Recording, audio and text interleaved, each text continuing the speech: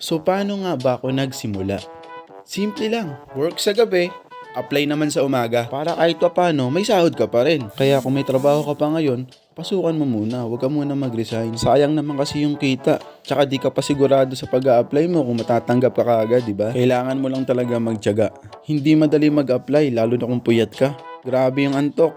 Wala, kailangan mo lang talaga magtiis. Hindi naman kasi tayo pinanganak na mayaman eh. At dito, pag sumuko ka, talo ka talaga. Tatag at determinasyon talaga sa sarili ang kailangan mo. Kung gusto mo talagang matupad ang mga pangarap mo. 3 M lang ang kailangan mo. Gagi, hindi 3 million ha. 3 M. Magtiwala, magtiis, at manalig.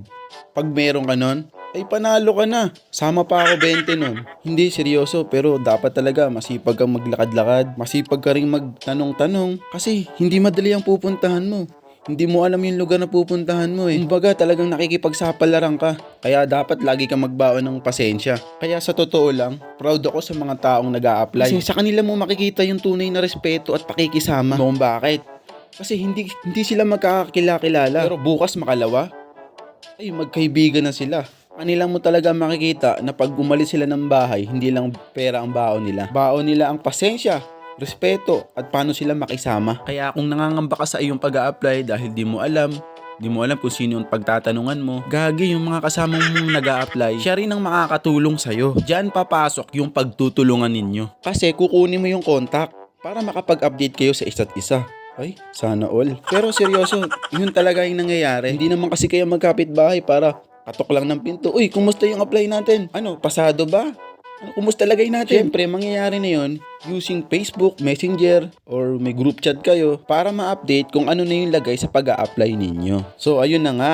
Dito na papasok yung pagtitipid. Kaya kinakailangan talaga matibay ang tuhod mo, lalo na sa mga hagdanan. Ay grabe, ang haba ng mga hagdanan. Tapos yung pupuntahan mo pa, di mo pa alam kung malapit lang o malayo.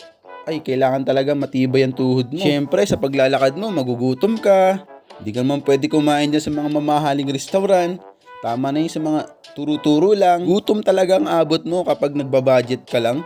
Grabe. Lalo na kung saktuhan lang lagi ang dala mo. Kasi kaya ganun yung dala mo, expect mo lang na makakauwi ka ng maaga. Pero hindi mo alam, naku, maghapon ka pala doon. Kasi napakahaba ng pila. Ang dami rin palang katulad mo na nag-a-apply. Kaya sa may mga asawa dyan na nagtataka kung bakit hapon o gabi na sila nakauwi, grabe, sobrang haba po ng pila. Kaya intindihin nyo na po kasi hindi naman nila ginagawa to para sa sarili nila.